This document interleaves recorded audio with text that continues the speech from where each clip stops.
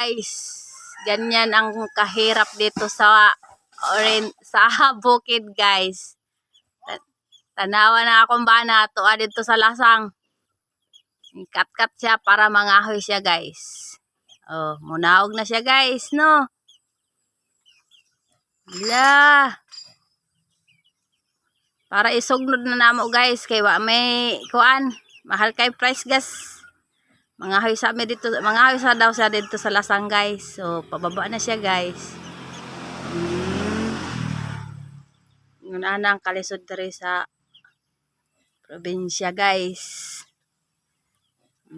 Di pa kana ni munawag jud siya. Amping yung taon diha dong, baka matagak ka dong. Kamot ta para natin isugnot kay nangin init man. Kanaara guys, salamat sa inyong paglantaw guys. God bless you all.